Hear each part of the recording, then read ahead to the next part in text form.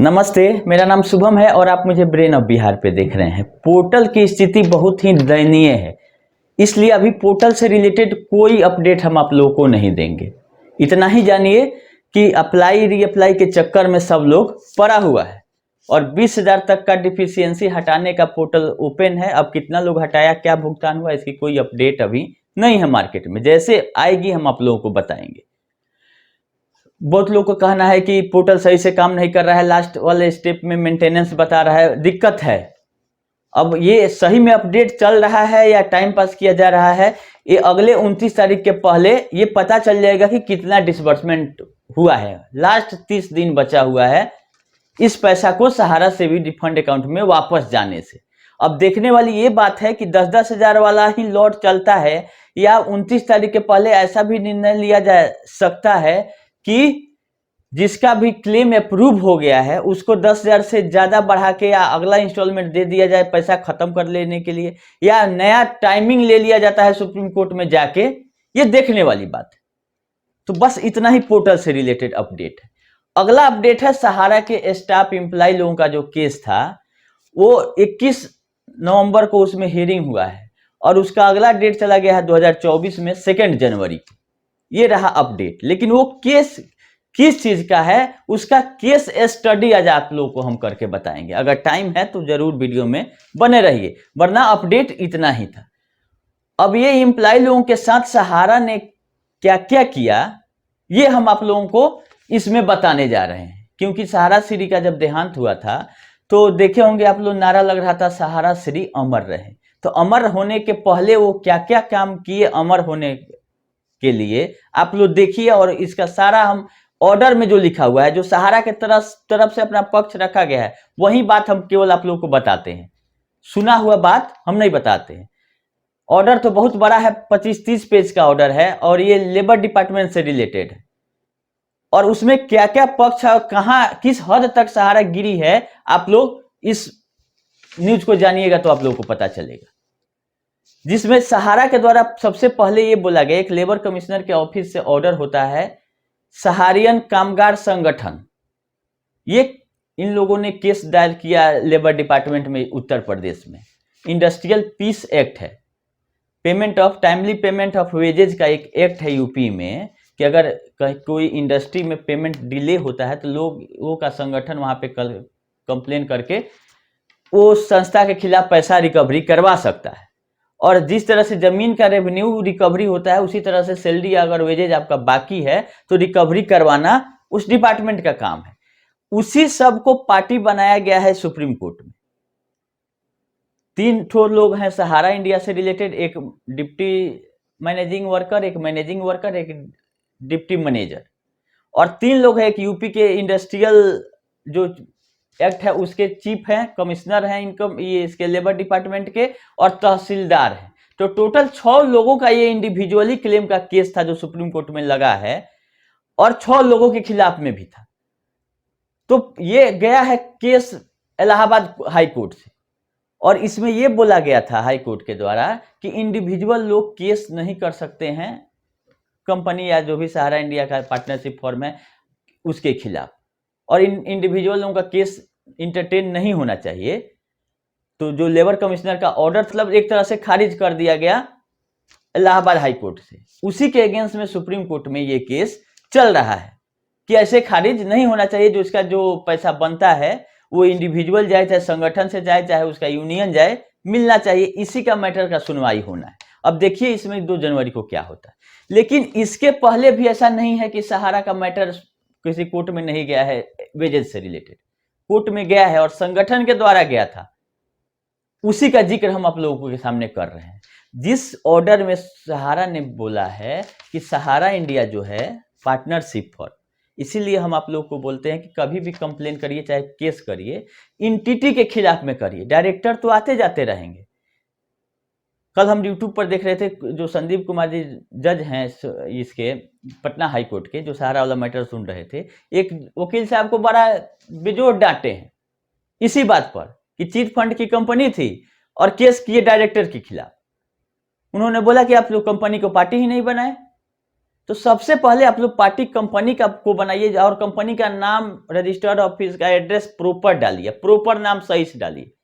क्योंकि इस केस में जो हुआ है, एक बार तो टोटल सुनवाई होने के बाद सबको खारिज कर दिया हाई कोर्ट कि नए सिरे से लेबर कमिश्नर ऑर्डर पास करेंगे, क्योंकि ऑर्डर में लिख दिया गया था सहारा इंडिया लिमिटेड। अब बताइए, लेबर कमिश्नर तक के लोगों को नहीं पता है कि सहारा इंडिया क्या है और सहारा इंडिया लिमिटेड में क्या अंतर है। 5 करोड़ का रिकवरी सर्टिफिकेट सहारा इंडिया लिमिटेड के नाम से जारी कर दिया गया था, जबकि सही नाम है मेसर्स सहारा इंडिया। ये पार्टनरशिप फॉर्म है जिसको की शुरुआत किए थे सुब्रत राय सहारा। उसके बाद इसी के नाम पर बहुत सारे विंग खोले गए, लेकिन वो अलग है। और ये जो केस का जिक्र हम जो कर रहे हैं, ये इलाहाबाद हाई कोर्ट का, इसमें मेसर सहारा इंडिया के खिलाफ ही ये 159 लोग का यूनियन वहां पे केस फाइल किया कि हम लोगों का 5 करोड़ रुपया बाकी है सहारा में, आप दिलवाइए। रिकवरी के लिए सर्टिफिकेट भी इशू हो गया कि हम 5 करोड़ देना है। लास्ट में उसमें संशोधन करते हुए 3 करोड़ 33 लाख रुपया के आसपास रिकवरी आया है एग्जैक्ट, जिसमें 2 करोड़ कुछ रुपया जमा किया गया था सहारा की तरफ से। और फिर लास्टली बोला गया हाई कोर्ट से कि और भी रिमेनिंग आप जमा कीजिए, और केस सही था संगठन का। तो उसमें अपना पक्ष क्या क्या रखी, उससे कुछ मतलब है आज के डेट में जो लोग काम कर रहे हैं सहारा में या किसी और ऑर्गेनाइजेशन में, कि आप लोगों को किस किस बातों का ध्यान रखना है। क्योंकि अपना पल्ला ये जैसे झाड़ी है सहारा इंडिया इस केस में। पहले तो बोली कि सहारा इंडिया जो है वो इंडस्ट्री है ही नहीं। इंडस्ट्री किसको कहते हैं? या तो फैक्ट्री हो, ना तो दुकान हो, नहीं तो कुछ हो। तो सहारा इंडिया क्या है? सहारा इंडिया लोगों को एक तरह से ठगने का नाम है। इसका कहना यह है कि इंडस्ट्री है, नहीं तो करती क्या है आज तक क्लियर नहीं है कि मेन सहारा इंडिया जो पार्टनरशिप फॉर्म है वो करती क्या है जिसमें स्टाफ बहाली है। तो ये अपना पल्ला झाड़ी वहां पे बोल के कि इंडस्ट्री एक्ट से ये रेगुलेट ही नहीं, जैसे हर कोर्ट में ये कहती है कि सेबी वाले में गई तो बोली कि सेबी एक्ट से ये रेगुलेट नहीं होती है, जुरिडिक्शन के बाहर है। वही राग आलापी है यहाँ पर भी कि इंडस्ट्रियल एक्ट में जिसमें ये लोग कंप्लेन किया था उसके तहत ये कवर ही नहीं होता है, उसके जुरिडिक्शन में नहीं है कि सहारा इंडिया पार्टनरशिप फॉर्म है, एस्टेब्लिशमेंट ही नहीं है इंडस्ट्रियल। सबसे पहला पॉइंट यही रखिए कि इंडस्ट्री नहीं है इसलिए ये एक्ट अप्लीकेबल नहीं होता। तो फिर बोला गया कि सहारा इंडिया का एक प्रिंटिंग प्रेस चलता है और प्रेस को रखा गया इंडस्ट्री के डिफिनीशन में। तो उस हिसाब से कोर्ट इसको पकड़ा है यहाँ कि अगर आप प्रेस चलाते हैं और उस प्रेस से प्रिंट होता है तरह तरह का आपका डॉक्यूमेंट, चाहे वाउचर, भले ही सहारा के और कंपनियों पारा बैंकिंग में जाए कहीं जाए, प्रेस है प्रिंटिंग प्रेस, तो ये लेबर एक्ट के हिसाब से कवर करेगा और ये फैक्ट्री के डिफिनीशन में आएगा। अब यहाँ इसका ये हिसाब किताब वहां से खत्म हुआ कि इंडस्ट्री है, मान लिया कोर्ट। दूसरा बोली कि जो संस्था जो बोलिए आप एनजीओ बोल लीजिए या चाहे यूनियन बोल लीजिए लेबर लोगों का, वो रजिस्टर्ड हुई थी जहां पे, वहां पे कंप्लेन कराया गया कि वो संस्था वैलिड लीगल नहीं है, वो कानून के हिसाब से नहीं बनाया गया है, उसका रजिस्ट्रेशन ही हम रद्द कराने का एप्लीकेशन डाल दिए, ताकि अगर वो संस्था ही खत्म हो जाएगी तो इसका केस खत्म हो जाएगा। बात है सैलरी का, सैलरी देने का कहीं जिक्र नहीं कर रही है। कर रही है तो क्या है, पहले कि हम ही कंपनी नहीं है, फैक्ट्री नहीं है। दूसरा, अगर इसमें नहीं चला तो बोल रही है कि जो सामने वाला जो कंप्लेन कर रहे हैं यूनियन के लोग, वो यूनियन ही वैलिड नहीं है, क्योंकि इसके अगेंस्ट में हमने कंप्लेन कर दिया है, कुछ दिन रुक जाइए, कंप्लेन का ऑर्डर आ जाए, ताकि उसका मान्यता अगर रद्द हो जाता है कोई संगठन का तो वो कैसे क्लेम करेगा। यहां भी उसका नहीं चला। दूसरा बोली कि जो 14-15 का एक केस है और 19 में ऑर्डर आया है, और जैसे कि हर एक कंपनी में होता है, कुछ दिक्कत आता है तो सैलरी कम करके दिया जाता है, जब फिर पैसा आएगा तो बाद में देंगे। अभी भी यही चल रहा होगा, अगर चल रहा है तो आप लोग बताइएगा, नहीं चल रहा है तो कोई बात नहीं। 2014-15 का एक कहानी है जिसमें ये बोला गया है कि दिसंबर से लेके अप्रैल तक, 14 दिसंबर से लेके मार्च अप्रैल तक पैसा कम दिया गया, और बाद में जिसके से एरियर हो गया, और बाद में बोला गया कि एक टोकन अमाउंट आप लोग को दिया जाएगा।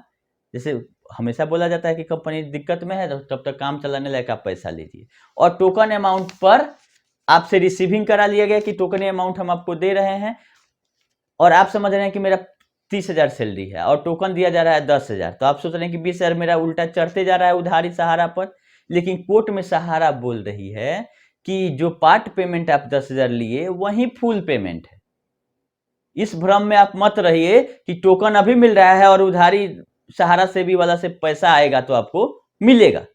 ये कोर्ट के ऑर्डर में लिखा हुआ है, सहारा की तरफ से पक्ष रखा गया कि जब पार्ट पेमेंट हम कर रहे थे, टोकन अमाउंट कर रहे थे तो कोई ऑब्जेक्शन नहीं किया।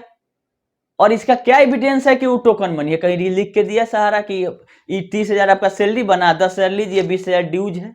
वो तो भरबली चल रहा था, भरबली का कोई भरोसा नहीं है।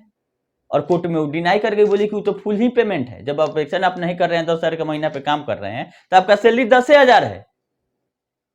अब इतना बड़ा अन्याय ये किसके साथ की? कर्मचारियों के साथ, वो भी वर्कमैन, मतलब एक तरह से लेबर आप बोल लीजिए, वेजेज जिनको दिया जाता है उसके साथ, जो इसके लिए काम कर रहे हैं, वेजेज पर मजदूरी कर रहे हैं, उसके साथ बोल रही है कि जो पैसा तुम्हारा बाकी है वो मेरे कंपनी में बाकी नहीं है। क्या प्रूफ है कि बाकी है? कि तुम मेरे, पहले तो बोले कि जो लिस्ट जारी किया गया है इसका क्या है कि हमारे यहाँ ही काम किए हैं।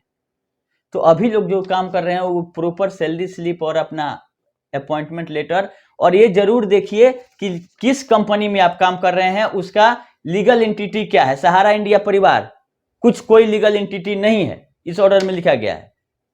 जब केस होता है तब पता चलता है कि किसके अगेंस्ट में किया जाए। इसमें डिसाइडेड नहीं हो पा रहा था केस में कि सहारा इंडिया परिवार कहां रजिस्टर है, कौन लीगल एंटिटी है। लीगल एंटिटी या सहारा इंडिया थी, मेसर सहारा इंडिया, ना कि परिवार। परिवार इस जाल बुनने के लिए ही बनाए हुए हैं कि परिवार का नाम दे दीजिए। अभी भी जो भी लेटर हेड जारी होता है जिसमें जीएसटी नंबर या कंपनी का रजिस्ट्रेशन नंबर या रजिस्टर्ड ऑफिस नंबर या सीन होता है, अगर कंपनी एक्ट से रजिस्टर्ड है, ये तीनों चारों चीजों में से अगर कोई नहीं है तो उस लेटर हेड का कोई वैल्यू नहीं है। अभी भी आप लोग देखिएगा सहारा इंडिया परिवार का लेटर हेड जारी होता है कोई चीज लिख के, उसमें आप किसी को रिस्पॉन्सिबल नहीं बना सकते हैं, क्योंकि केस करने जाइएगा तो कोर्ट में पूछा जाएगा कि इसका पैन कहाँ है। सहारा इंडिया परिवार का कोई पैन कार्ड है नहीं है, ये एक ग्रुप है। और ग्रुप पर क्या केस चलेगा? जैसे बोला जाए किसी में कि इस गांव के लोगों के खिलाफ कंप्लेन हो गया या केस एफआईआर करना है, तो कैसे होगा? आपको उस आदमी को खोजना होगा, उस इंटिटी को खोजना होगा जिसके अगेंस्ट में कंप्लेन करना है। तो ये चीज आप लोग ध्यान दे जरूर कि अगर सहारा इंडिया में काम कर रहे हैं, अच्छी बात है, रोजी रोटी जिसका चल रहा है चलते रहे, इसमें कोई, लेकिन अपना आप लोग इसका सहारा का रंग देख लीजिए कि पीछे क्या कर चुकी है। इसीलिए अभी से सतर्क होके सब कुछ फूक फूक के चलिएगा। पहले देखिए कि किस कंपनी में आपको काम करा रही है। सैलरी अगर ड्यूज हो गया तो ज्यादा दिन हो जाएगा तो समझ लीजिए कोर्ट का चक्कर लगाना पड़ेगा, मिलेगा वो भी उसके बाद भी नहीं। ये कोर्ट में पैसा देने का बात नहीं कर रही, कैसे पीछा छूटे इन लोगों से उसका बात कर रही। तो एंटिटी को आइडेंटिफाई करना जरूरी है, और कहीं भी केस करिए तो सबसे पहला पार्टी कंपनी को बनाइए। मैनेजिंग डायरेक्टर को बनाइए, आप सेकंड में बनाइए। मैनेजिंग पार्टनर को बनाइए सेकंड। पहला एंटिटी होना चाहिए जिसका पैन कार्ड और रजिस्टर्ड ऑफिस उसमें जरूर लिखे आप, नहीं तो फिर वैसे ही 2 साल केस चलेगा, बाद में डिसाइड होगा कि किसके खिलाफ में हो रहा है, ये तो पता ही नहीं। यही आप लोगों को समझाना था कि अभी जो भेद एक तरह से ग्रुप करके लोगों को कंफ्यूज की हुई है, और लोग उसी के भरोसा पर जो कहते गए सहारा इंडिया के एजेंट लोग वैसा करते गए, आज तक कोई क्रॉस क्वेश्चनिंग नहीं हुआ इससे कि आप क्यों कन्वर्ट कर रहे हैं रियल एस्टेट का पैसा क्यूसॉप में, क्यूसॉप से सोसाइटी में। वो जो आदेश आया लोग करते गए, कोई कुछ नहीं ऑब्जेक्शन किया। इसी का नतीजा है कुछ दिन तो इंटरेस्ट दी, अच्छी बात है कि इंटरेस्ट के साथ कन्वर्जन होता था, कमीशन लोगों को मिल जाता था। फ्रेश बिजनेस लाने से आसान था कि कन्वर्जन करा दीजिए, कमीशन कमा लीजिए।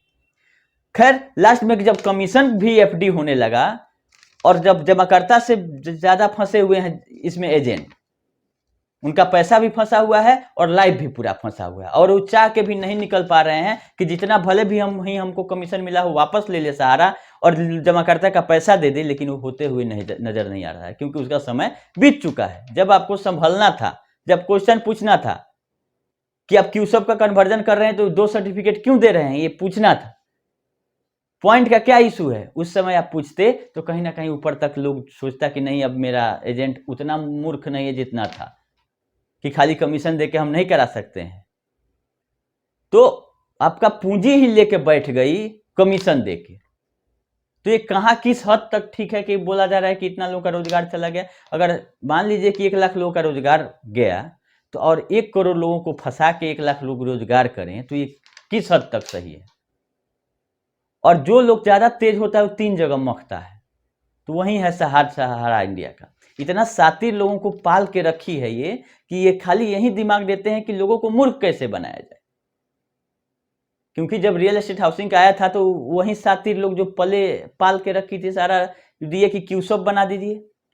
क्यूसॉप में फंस गया पैसा, तो बोले कि अब सोसाइटी बना दीजिए। क्यूसॉप का थोड़ा समय कम मिला था कन्वर्जन करने का, कि ताकि उस तरह से सेटिंग नहीं हो पाया, इसका इंटरेस्ट जोड़ के क्यूसॉप में करना पड़ा। लेकिन इसको 5 साल फिर मिल गया क्यूसॉप में, पूरा वेल मेंटेन करके सोसाइटी बनाई, और सोसाइटी में ले जाने के पहले फुल प्लानिंग किया गया कि इंटरेस्ट भी नहीं देना पड़े, खाली कमीशन से ही काम चलाइए, कमीशन दे दीजिए और इंटरेस्ट वाला के बदले में पॉइंट पकड़ा दीजिए, और पॉइंट पकड़ के लोग घूमते रहेगा। आज कहीं क्लियरिटी नहीं है कि उस पॉइंट का क्या हो रहा है। और एक बहुत बड़ा अमाउंट, हमको लगता है कि जितना सहारियन में मेन अमाउंट है, उतना ही इंटरेस्ट का अमाउंट पॉइंट में है। वो 20,000 करोड़ के आसपास आ जाएगा सब जोड़ जाड़ के। उतना को आपको अभी सस्पेंस में रखी हुई, ना सीआरसीएस ना सहारा क्लियर कर रही है कि इस पॉइंट का हम क्या कर रहे हैं। अगर मूलधन भी लौटाने का बात हो रहा है तो पॉइंट का कहीं जिक्र नहीं है, और एक बहुत बड़ा अमाउंट है पॉइंट।